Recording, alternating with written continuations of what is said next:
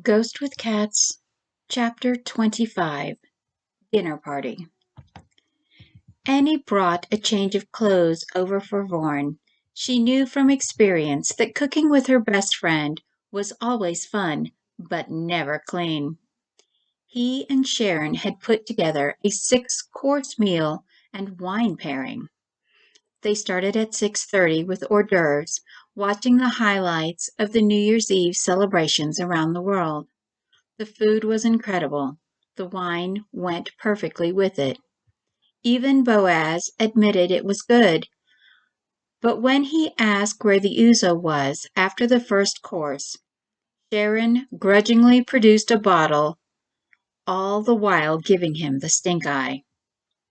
Wisely, Annie only consumed fourth glasses because of her size, and limited Brice to the same because she did not know what it would do to his genetically manufactured nature. She had seen his rage. She couldn't imagine trying to control a drunken 350-pound toddler having a tantrum if he became grumpy. When the sparkling wine was served with dessert, it made Brice hiccup, and Annie giggled at him. "It tickles," Brice laughed. "It's supposed to, shiny head," she agreed giddily. Then she caught herself and smelled it. It had a fruity scent. She reached over and looked at the bottle. She didn't know the brand. "You do not drink very much of this beverage, but it makes you very silly," Tall observed. "That's because it's an alcoholic beverage, and while it tastes good and makes you feel good now, tomorrow everyone but Sharon will be hung over, and I am trying to avoid that. I told her half glasses for everyone, and Brice and I have had even less." "What does alcoholic mean?" Tall asked, as he leaned toward her and smelled her shoulder. "An intoxicant. It alters your perception and body chemistry. Don't you have fermented or distilled beverages on your world?" she questioned. Tall frowned for a moment, then shrugged and smiled at her. It made him breathtakingly handsome. Annie realized he was already drunk, as his words slurred together slightly. "I do not believe so. Perhaps we should." She picked up the glass next to his plate and realized it was not water. Tall had drunk several ounces of Boaz's ouzo, as well as all the wine. She tried to stand, but felt strange. She'd only had the equivalent of 1.5 glasses of wine, yet she felt completely wasted. Something was wrong. From the living room, she could hear the New Year's Eve broadcast. They were counting down to midnight somewhere. "Sharon, where did this wine come from?" Annie asked, suddenly paranoid. "From the sampler you sent to my office for Christmas. It arrived a few days late, so Jean-Luc shipped it overnight to me here." Sharon slurred cheerfully. Annie had never seen her get drunk off a few glasses of wine. Sharon could drink professional alcoholics under the table and still walk around in 4-inch Manolo Balnick heels like she was barefoot and sipping tonic. Annie started swearing and stuck her hands in the ice water pitcher, then on her face. Tall looked at her confused because she hated cold. "Annalise, what is wrong?" he slurred. She did the same to him. He gasped as her cold hands shocked him, struggling to focus because he could feel her fear. "I do not understand." His mind would not clear. She splashed Brice next, who sat up and stared at her. "The master is in danger," she hissed. "Stand up now." Brice rose, growling. He did not understand, but he obeyed. Brice felt strange, and he did not like it. If Annie said it was wrong, he believed her.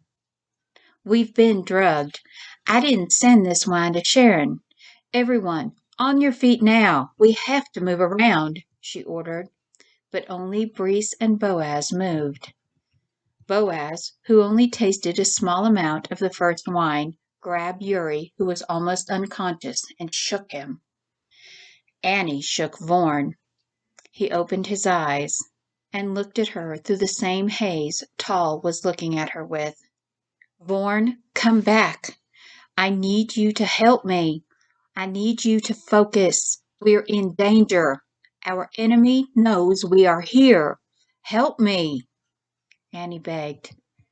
Vorn gasped suddenly, blinking rapidly, and it was like he was sober. What happened? The wine is drugged. I did not send this case to Sharon. We need to scatter to the other safe houses, Annie declared. Sharon was asleep at the end of the table. Boaz was mumbling profanities as he tried to wake Yuri. Brees paced unsteadily, making odd growling noises in his throat. She said she was surprised that you would send such a gift. I will try to wake her, Vorn volunteered. He swallowed several times, his mind focusing, fighting the sensations. The aftertaste in his mouth was remarkably familiar, but the substance that his mind decided it was did not exist on this planet. His mind started to drift, but he pulled it back, using all his training to overcome the intoxicants. Annie was saying, Brees is almost okay, but Tal is completely drunk and Yuri is unconscious. Everyone needs to go into the living room, like we're about to watch the big screen, and we'll pull the blinds so we can slip out through the side a few at a time. We need to look like we don't know we've been drugged. She swayed unsteadily as she stood. Oh, I'll be right back. She rushed out of the dining room. From the bathroom, Vorn and Boaz could hear her vomiting noises. I don't know how she is resisting the effect, Vorn revealed. I have training to resist poisons and am struggling. It's Annie. She will fight until it kills her, Boaz revealed, and frowned.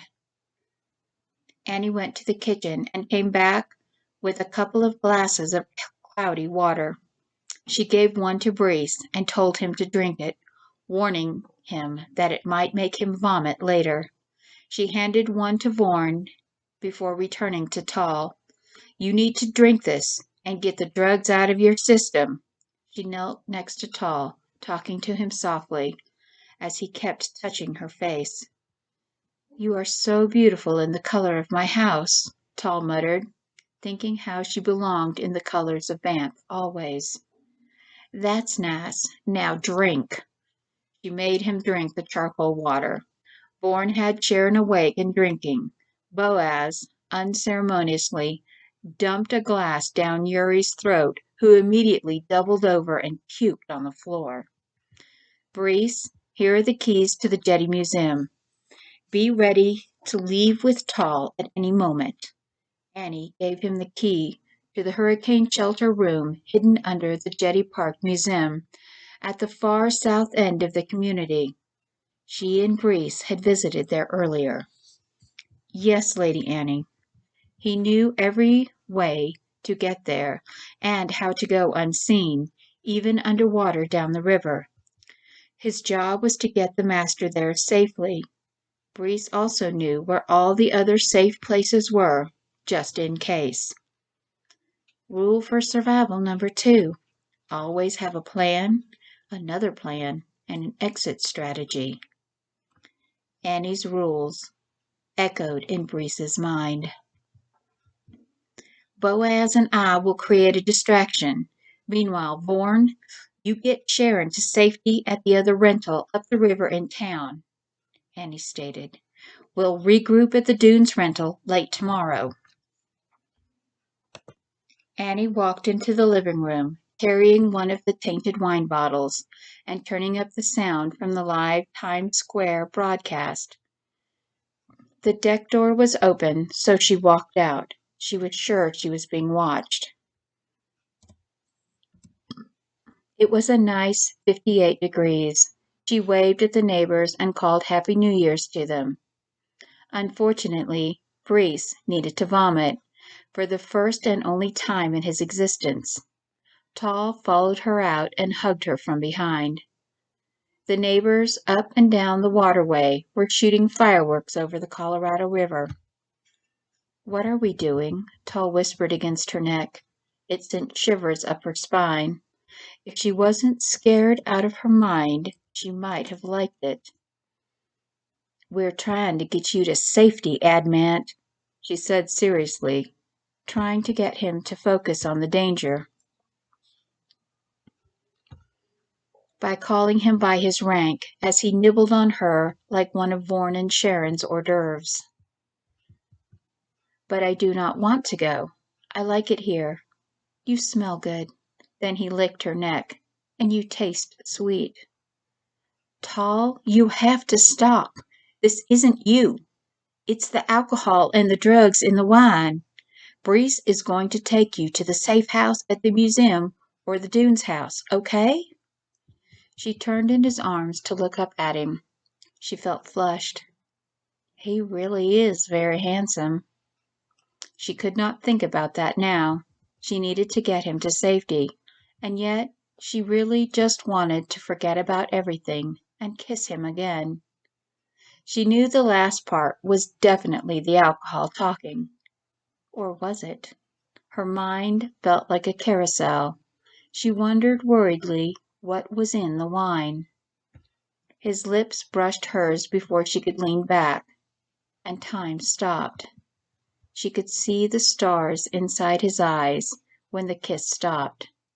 It was mesmerizing and strange, reminding her just how different they were, that he was not human, and she was.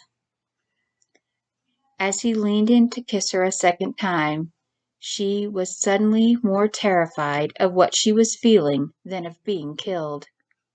But she let it happen again. She let it happen because she wanted it more, and so much more. After their passionate kiss, Tall traced Annie's cheeks with his lips and his fingertips. She could only stare at him wide-eyed. They were both too intoxicated to be doing this. She should have stopped him before he kissed her, but she wanted it too, and so much more. For the first time since that week 7 years ago, she wanted to be held, to be touched. Her rules did not allow for this. "I have to stop this. It's just the drugged wine," her mind argued. "But it's so nice," her heart whispered. "I wish you could come back with us, and I could keep you forever," Tall murmured, leaning in to smell her hair. "Then I would forever bite you and ink you, and all would know you were mine forever." He swayed dangerously. She held him up at the rail, with the rail at her back, wondering what exactly he meant by bite her and ink her. Her mind couldn't make sense of it. She vaguely remembered something about tattoos for married couples. Maybe. That couldn't be right. They weren't even the same species. Close, but not. Does it matter? The small voice of her heart whispered again. It didn't. But it did. It really did. Tall, tall! She steadied his face in her hands, looking at his eyes instead of in them. They were completely dilated. She knew hers were, too. She struggled to focus. You are really drunk, and you are kinda creeping me out. I need you to focus so we can escape." "But Brees would be your big, shiny head brother, with his 799 brothers. And you could be their sister, because they need someone to love them," he said so seriously as he touched her face again. "Tall, you're not making sense." She frowned. But he was in a weird way. Annie knew that those who were made, like Breeze, had no one to love them. Tal wanted her to love them, and to love him. Be joined with me. Come back to Eloh, and be their sister and the younger one's mother.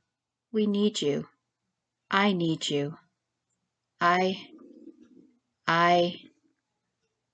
Quickly he turned away to throw up over the rail. Annie just stared at him.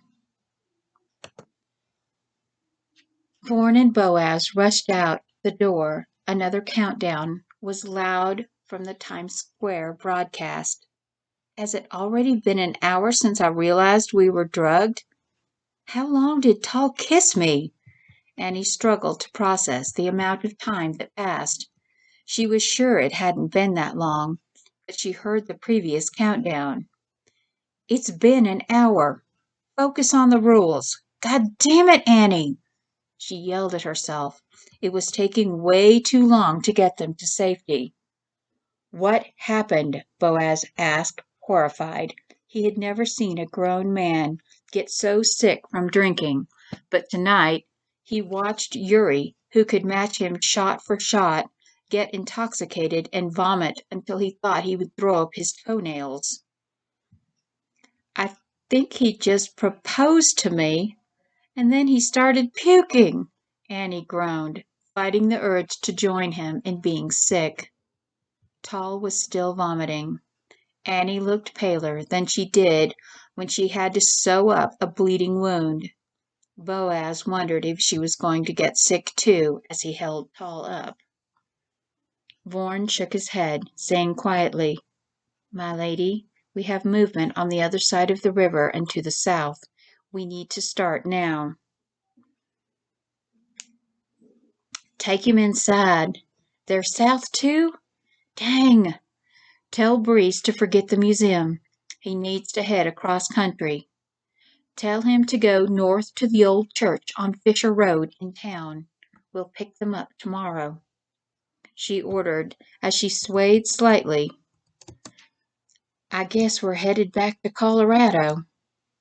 Vorn caught her arm. He looked concerned. "Are you going to be okay, Lady Annie?"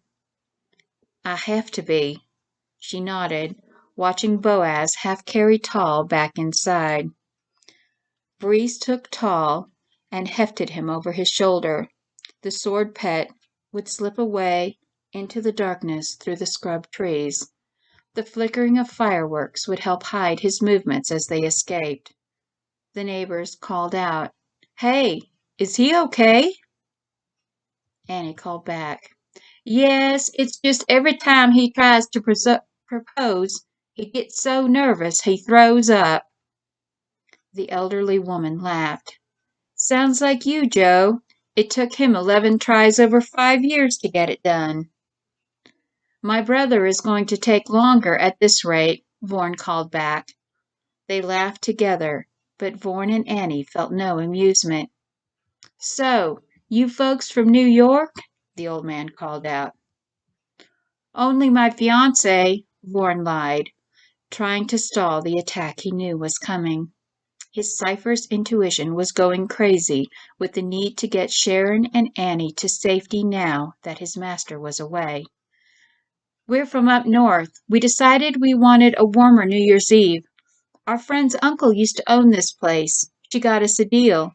So we came down to thaw out after the Christmas blizzard." "Oh, yeah, we saw that storm on the news. We knew the Doves. Good folks. So, did Annalise come with you all?" the woman drawled. Annie glanced up at Vorn for a second, then said back, "Annalise said she was heading overseas for a family illness. Her grandfather has cancer. I can give her a message when she gets back. My cat sitter is keeping her cat, too." "Just tell her Mr. and Mrs. Adams say hi," they said cheerfully. "Okay.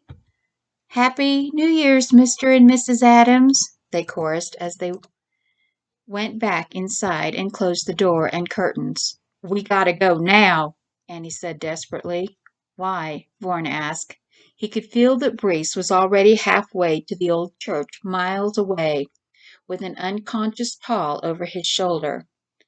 Because Joe and Dee died the year after my parents in a boating accident, Annie said as she tried to rein in her fear. They don't know I knew about it. Rule for survival number 3. Always expect the worst, prepare for the worst, and pray for the best. She could only pray it wasn't too late to escape.